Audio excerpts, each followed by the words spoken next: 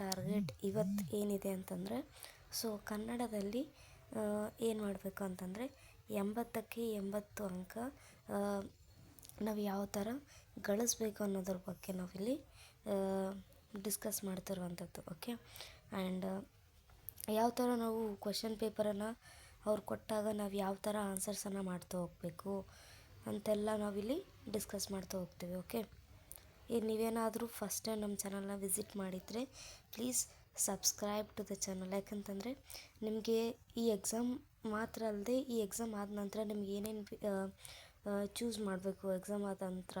Okay, ನಿಮ್ಮ ಇಲ್ಲಿ holidays ಏನಿರುತ್ತೆ ಸೊ ಅದರಲ್ಲಿ ಕೂಡ ನೀವು ಏನನ್ನು ಸ್ಟಡಿ ಮಾಡ್ಬೋದು ಅನ್ನೋದ್ರ ಬಗ್ಗೆ ಕೂಡ ತುಂಬ ವಿಚಾರದ ಬಗ್ಗೆ ನಾವಿಲ್ಲಿ ಡಿಸ್ಕಸ್ ಮಾಡುತ್ತೇವೆ ನಮ್ಮ ಚಾನಲಲ್ಲಿ. ಸೊ ಸಬ್ಸ್ಕ್ರೈಬ್ ಆಗಿ ಅಂತ ಹೇಳ್ತಾ ನಮ್ಮ ಟಾಪಿಕಲ್ಲಿ ಬರೋಣ. ಸೊ ಇದು ಕನ್ನಡ ಮಾದರಿ ಪ್ರಶ್ನೆ ಪತ್ರಿಕೆ. ಓಕೆನಾ, 3. ಸೊ ನಿಮಗೆ ಸಮಯ ಎಷ್ಟು ಸಿಗುತ್ತೆ? 3 ಗಂಟೆ. ನಿಮಗೆ ಸಮಯ ಎಷ್ಟಿರುತ್ತೆ? 3 ಗಂಟೆ ಸಮಯ ಇರುತ್ತೆ. ಕನ್ನಡ ವಿಷಯ ಏನಿದೆ ಇದು ಕನ್ನಡ 1, ಆಯಿತಾ. ಅದಾದ ನಂತರ ನೆಕ್ಸ್ಟ್ ನಿಮಗೆ ಒಟ್ಟು ಅಂಕಗಳಿರೋದು 80 ಅಂಕಗಳು, ಆಯಿತಾ, ಗರಿಷ್ಠ ಅಂಕ. ನೀವು ಒಟ್ಟು ಪ್ರಶ್ನೆಗಳ ಸಂಖ್ಯೆ ಎಷ್ಟಿರುತ್ತೆ? 52, ಆಯಿತಾ. ಇದೆಲ್ಲ ನಿಮ್ಮದು. ಈ ವಾರ್ಷಿಕ ಪರೀಕ್ಷೆ ಯಾವುದು? 24, 25, ಆಯಿತಾ. ಇದಾದ ನಂತರ ನೆಕ್ಸ್ಟ್ ಇನ್ನೂ ಒಂದು ಏನು ಹೇಳಬೇಕು ಅಂತಂದರೆ, ಸೊ ಸೂಚನೆ ಅಂತ ಕೊಟ್ಟಿದ್ದಾರೆ. ಆ ವಿಭಾಗದಲ್ಲಿ ಹೌದಾ, ಆ ವಿಭಾಗದಲ್ಲಿನ ಪ್ರಶ್ನೆಗಳಿಗೆ ಪ್ರಥಮವಾಗಿ ಬರೆದ ಉತ್ತರಗಳನ್ನು ಮಾತ್ರವೇ ಮೌಲ್ಯಮಾಪನದಲ್ಲಿ ಪರಿಗಣಿಸುವುದು.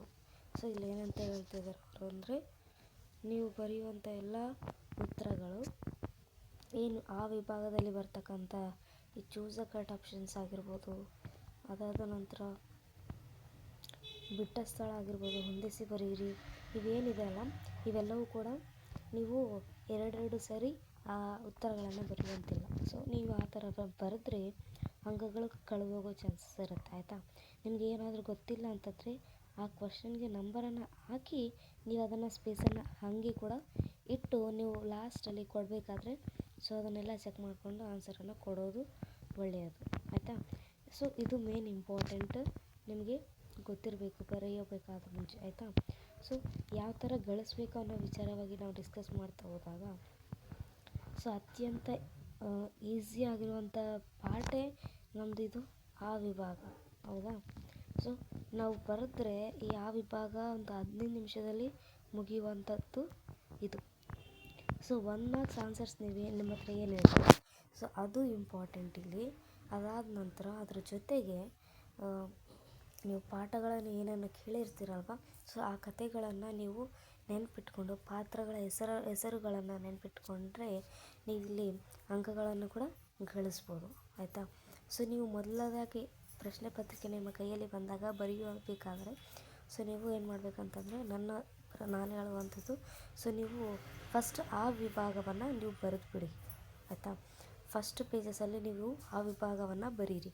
ನಿಮ್ಗೆ ಆನ್ಸರ್ ಗೊತ್ತಿಲ್ಲ, ಉತ್ತರಗಳನ್ನು ಗೊತ್ತಿಲ್ಲ ಅಂತಂದ್ರೂ ಕೂಡ ನೀವು ಅಲ್ಲಿ ಆ ಪ್ಲೇಸಲ್ಲಿ ನಂಬರ್ ಅನ್ನುವಂಥದ್ದನ್ನು ನೀವು ಹಾಕಿ, ಆಯಿತಾ. ಸೊ ನೀವು ಆಮೇಲೆ ಎಲ್ಲೆಲ್ಲೋ ಬರ್ತೀರಿ ಅಂತಂದರೆ ಅದು ಇವ್ಯಾಲ್ಯುವೇಟರ್ಸ್ಗೂ ಕೂಡ ಒಂಚೂರು ನೀಟ್ ಅನಿಸೋದಿಲ್ಲ, ಆಯಿತಾ. ಸೊ ಫಸ್ಟ್ ನೀವು ಸ್ಕೋರಿಂಗಲ್ಲಿ ನಾನು ಹೇಳೋದು ಅಂತಂದರೆ ಸೊ ಆ ವಿಭಾಗವನ್ನೆಲ್ಲ ನೀವು ಬರಿತಾ ಹೋಗಬೇಕು, ಆಯಿತಾ. ಅದಾದ ನಂತರ ನೆಕ್ಸ್ಟ್ ಆ ವಿಭಾಗದಲ್ಲಿ ನಮಗೆ ಫಸ್ಟು ಏನು ಬಂದಿತ್ತು ನಮಗೆ ಚೂಸ್ ಅ ಕರೆಕ್ಟ್ ಆಪ್ಷನ್ಸ್, ಹೌದಾ. ಸೊ ಅದಾದ ನಂತರ ನೆಕ್ಸ್ಟ್ ನಮಗಿಲ್ಲಿ ಬಿಟ್ಟ ಸ್ಥಳವನ್ನು ಬರೀರಿ ಕೊಟ್ಟಿದ್ದಾರೆ, ಹೌದಾ. ನಂಬರ್ಸ್ ಏನಿದೆಯಲ್ಲ ಸೊ ನೀವು ಅವ್ರು ಏನು ನಂಬರನ್ನು ನಿಮಗೆ ಕೊಟ್ಟಿರ್ತಾರೆ 11 ಅಂತ ಕೊಟ್ಟಿದ್ದಾರೆ. ಸೊ ನೀವು 11 ಅಂತೇಳಿನೇ ಬರಿಬೇಕಾಗ್ತದೆ. ನೀವೇನಾದರೂ ಆ ಸ್ಥಳದಲ್ಲಿ 1 ಅಂತ ಏನಾದರೂ ಬರೆದ್ರೆ ನಿಮ್ಮ ಅಂಕಗಳು ಮಾತ್ರ ಖಂಡಿತ ಕಟ್ಟಾಗ್ತದೆ. ನೀವು ಉತ್ತರ ಸರಿಯಾಗಿದ್ದರೂ ಕೂಡ ನಿಮಗೆ 0 ಅಂಕ ಬರುತ್ತೆ, ಆಯಿತಾ. ಇದನ್ನು ಗಮನದಲ್ಲಿ ಇಟ್ಕೋಬೇಕು ನೀವು ಬರೆಯೋ ಮುಂಚೆ.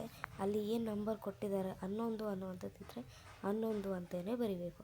ನೀವು ಬಿಟ್ಟ ಸ್ಥಳ ಅಂತ ಮಾತ್ರ ಮೇನ್ ಬರೆದಿದ್ರೂ ಪರವಾಗಿಲ್ಲ, ಆದರೆ ಇದು ಆ ಅಂತ ಏನಿದೆ ಅಲ್ಲ ಸೊ ಇದು ಮಾತ್ರ ನೀವು ಬರೀಲೇಬೇಕು. ಈ ಥರ ಆ ಅಂತ ಬರೆದು ಅಲ್ಲಿ ಕೆಳಗಡೆ ನೆಕ್ಸ್ಟ್ ಲೈನಲ್ಲಿ ಈ ಥರ ಲೆವೆಲ್ ಅಂತ ಹಾಕಿ ನೀವು ಉತ್ತರಗಳನ್ನು ಸ್ಟಾರ್ಟ್ ಮಾಡ್ಬೋದು. ಈ ಥರ ನೀವು ಉತ್ತರ ಅಂತ ಕೂಡ ಬರಿಬೋದು, ಬರೀದೇ ಇದ್ದರೂ ಕೂಡ ನಡೆಯುತ್ತೆ. ಸೊ ಬರೆದ್ರೆ ಚೆನ್ನಾಗಿರುತ್ತೆ, ಆಯಿತಾ. ಸೊ ಹೊಂದಿಸಿ ಬರೆಯೋರು ಕೂಡ ಅಷ್ಟೇ ಸೊ ಇಲ್ಲಿ ನೋಡಿ ಬರೀ ಅಲ್ಲಿ ಮೇಲೆ ಏನು ಕೊಟ್ಟಿದ್ದಾರೆ ಸೊ ಇಲ್ಲಿ ಏನು ಮಾಡಿದ್ದಾರೆ 16 ಅಂತೇಳಿ ಕೊಟ್ಟು ನಮಗೆ ಅಂತೇಳಿ ಕೊಟ್ಟಿದ್ದಾರೆ. ಸೊ ಮೇಲ್ಗಡೆ ನಮ್ಗೆ ಏನು ಮಾಡಿದ್ದಾರೆ ಬರೀ ಅಂತ ಹೌದಾ. ಸೊ ಆವಾಗ ನಾವೇನು ಮಾಡಬೇಕು, ಅವು ಏನು 16 ಅಂತ ಕೊಟ್ಟಿದ್ದಾರಲ್ವ, ಸೊ ಅದನ್ನು ಕೂಡ ನಾವು ಬರಿಬೇಕು. ಅದಾದ ನಂತರ ನೆಕ್ಸ್ಟ್ ಅವ್ರ ಉತ್ತರಗಳನ್ನು ನೀವು ಯಾವ ಥರ ಬರಿಬೇಕು ಇಲ್ಲ ಅಂತಂದರೆ, ಸೊ ಫಸ್ಟ್ ಪ್ರಶ್ನೆ ಪಗೆಯಂ ಬಾಲಕ ನಂಬರೆ. ಸೊ ಇಲ್ಲಿ ಏನು ಮಾಡಬೇಕು ಅಂತ ಬರೆದು ಆಯಿತಾ ಒಳಗಡೆ ಬರಿಬೇಕು ಆಯಿತಾ. ಅದಾದ ನಂತರ ಅಂತ ಬರೆದು ಅದು ಯಾವ ಪಾಠದಲ್ಲಿ ಬರುತ್ತೋ ಪದ್ಯದಲ್ಲಿ ಬರುತ್ತೋ ಸೊ ಅದನ್ನು ನೀವು ಇಲ್ಲಿ ನಂಬರ್ ಅದೇನು 1 ಇರೋದು 2 ಇರೋದು ಸೊ ಅದೇನಿರುತ್ತೆ ಆ ನಂಬರನ್ನು ನೀವಿಲ್ಲಿ ಬರಿಬೇಕು ಆಯಿತಾ. ನೆಕ್ಸ್ಟ್ ನೋಡಿದ್ರೆ ಸೊ ನೆಕ್ಸ್ಟಲ್ಲಿ ನಿಮಗೆ ಅತ್ಯಂತ ಕಡಿಮೆ ಸಮಯ ತಗೊಳ್ಳೋದು ಅಂತಂದರೆ ಇನ್ನು 2-3 ವಾಕ್ಯಗಳು ನಿಮಗೆ ಸಿಗುತ್ತೆ. ಸೊ ಇದು ಸ್ವಲ್ಪ ಜಾಸ್ತಿ ಬರೆಯೋದು ಕಡಿಮೆ ಅಂಕ ಆಗುತ್ತೆ. ಸೊ ನಿಮಗೆ ಪರ್ಫೆಕ್ಟ್ ಆಗಿತ್ತು ಅಂತಂದರೆ ಇದರಲ್ಲಿ ಕಾನ್ಸಂಟ್ರೇಷನ್ ಮಾಡಿ. ಇಲ್ಲ ಡೈರೆಕ್ಟಾಗಿ ನೀವೇನು ಮಾಡಿ ಇದೆಲ್ಲವುಗಳನ್ನು ಬಿಟ್ಟು ಡೈರೆಕ್ಟಾಗಿ ನೀವು ಗ್ರಾಮರ್ ಪಾರ್ಟ್ಗೆ ಹೋಗ್ಬೋದು. ಸೊ ಇದು ಕೂಡ ಅಷ್ಟೇ ಭಾಳ ಕಡಿಮೆ ಟೈಮಲ್ಲಿ ನಿಮಗೆ ಏನು ಮಾಡುತ್ತೆ ಎಲ್ಲವೂ ಕೂಡ ಮುಗಿದೋಗುತ್ತೆ. ಇಲ್ಲಿ ಏನಂತ ಹೇಳಿದರೆ ನಿಮಗೆ ಯಾವುದಾದ್ರೂ 4 ಪ್ರಶ್ನೆಗಳಿಗೆ ನೀವು ಸೂಚನವಾಗಿ ಅನುಗುಣವಾಗಿ ನೀವು ಏನು ಮಾಡಬೇಕು ಉತ್ತರಿಸಬೇಕಾಗ್ತದೆ ಹೌದಾ. ಸೊ ನಿಮಗೆ ಎಷ್ಟು ಪ್ರಶ್ನೆ ಬಂದಿರುತ್ತೆ ಇಲ್ಲಿ 3 6 ಕೊಟ್ಟಿರ್ತಾರೆ. ಅದರಲ್ಲಿ ನೀವೇನು ಮಾಡಬೇಕು 4 ಚೂಸ್ ಮಾಡಬೇಕು. ಅದು ಕೂಡ ನೀವು ಯಾವುದನ್ನು ಚೂಸ್ ಮಾಡೋದು ಒಳ್ಳೆಯದು ಅಂತ ನಾನು ಹೇಳ್ತೀನಿ ಅಂತಂದರೆ ಗುಣವಾಚಕಗಳನ್ನು ಬಹಳ ಈಸಿಯಾಗಿ ನೀವು ಬರಿಬೋದು ಹೌದಾ. ಅದಾದ ನಂತರ ನಿಮಗೆ ಈಸಿಯಾಗಿರುವಂಥದ್ದು ನೆಕ್ಸ್ಟು ಸ್ವಂತ ವಾಕ್ಯ, ಅದಾದ ನಂತರ ವಿಭಕ್ತಿ ಪ್ರತ್ಯಯಗಳು ಆಯಿತಾ. ಇದು ಬಿಟ್ಟು ಇನ್ನೂ ಒಂದು ಈಸಿಯಾಗಿರುವಂಥದ್ದು ಅಂತಂದರೆ ನಾನಾರ್ಥ. ತತ್ಸಮ ತದ್ಭವ ಯಾರಿಗೆ ಈಸಿ ಇರುತ್ತೋ ಬರಿಬೋದು. ಧಾತುಗಳು ಕೂಡ ತುಂಬ ಈಸಿಯಾಗಿರುವಂಥದ್ದು ಆಯಿತಾ. ಸೊ ಇದು ಕೂಡ ಬಹಳ ಬೇಗನೆ ಮುಗಿಯುವಂಥದ್ದು. ಸೊ ಇಲ್ಲಿ ನೀವೇನು ಮಾಡ್ತೀರಿ 8 ಅಂಕಗಳನ್ನು 5-10 ನಿಮಿಷದಲ್ಲಿ ನಿಮಗೆ ಇಲ್ಲಿಯೂ ಕೂಡ ಬರುತ್ತೆ. ಸೊ ಇಲ್ಲಿ ಕೂಡ ಅಷ್ಟೇ ಯಾವ ಥರ ಬರಿಬೇಕು ಅಂತಂದರೆ ನೀವು ವಿಭಾಗ ಅಂತೇಳಿ ಬರೆದು ಒಂದು ಲೈನನ್ನು ಬಿಟ್ಟು ಸೊ ನೆಕ್ಸ್ಟ್ ಲೈನಲ್ಲಿ ಸೊ ಅಂತ ಬರೀರಿ. ಸೊ ಇಲ್ಲಿ ಏನು ಕೊಟ್ಟಿದ್ದಾರೆ ಅವರು,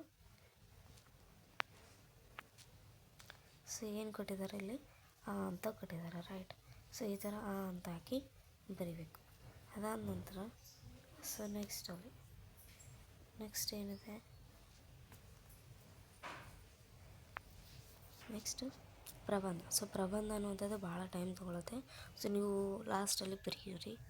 ಆ್ಯಂಡ್ ಅದಾದ ನಂತರ ನೆಕ್ಸ್ಟು ಇವುಗಳಲ್ಲಿ ಯಾವುದಾದರೂ ಒಂದು ಕುರಿತು ಪತ್ರ ಬರೆಯಿರಿ. ಪತ್ರ ಬರೆಯೋದು ಕೂಡ ಭಾಳ ಈಸಿ ಆಯಿತಾ.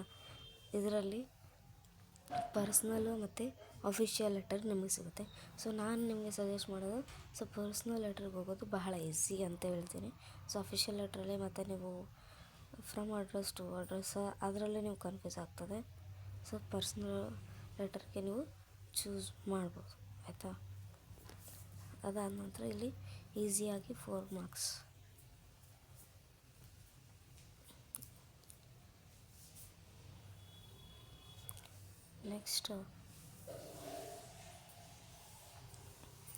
ನೆಕ್ಸ್ಟ್ ಬರೋದು 5-6 ವಾಕ್ಯದಲ್ಲಿ ಯಾವುದಾದ್ರೂ 2 ಇಲ್ಲಿ ಕೂಡ ಯಾವುದಾದ್ರೂ ಒಂದು ಟೋಟಲ್ 4 ಈ ವಿಭಾಗ.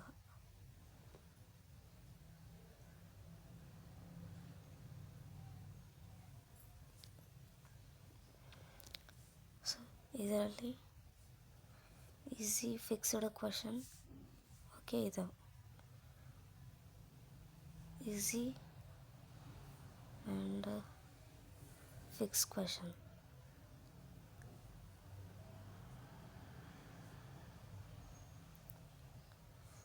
ಒಂದು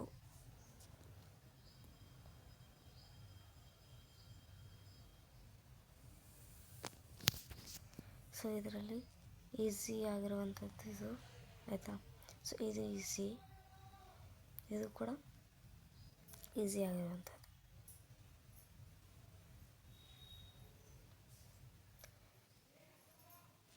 ಸೊ ಇದು ಆಪ್ಷನ್ ಆ್ಯಂಡ್ ಇದು next 2 marks questions.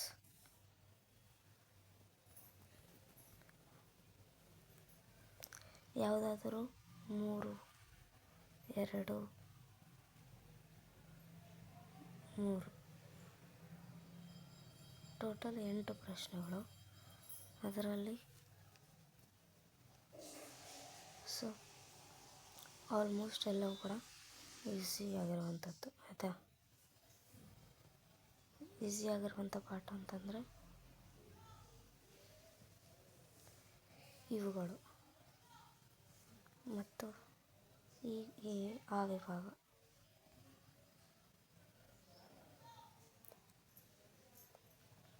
So ಇವೆಲ್ಲವುಗಳು easy ಇರುತ್ತೆ, ನೀವೆಲ್ಲನೂ ಓದಿ ಹತ್ರ ಭಾಳ ಈಸಿ ಆಯಿತಾ. ಸಂದರ್ಭಗಳಲ್ಲಿ ಇಂಪಾರ್ಟೆಂಟ್.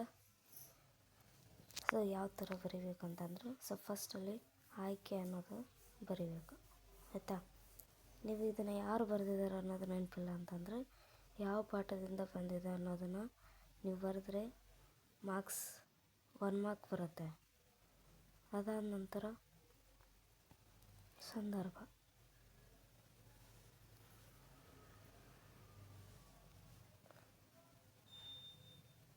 ಸಂದರ್ಭ ಬರೆದ್ರೆ 1 ಅಂಕ.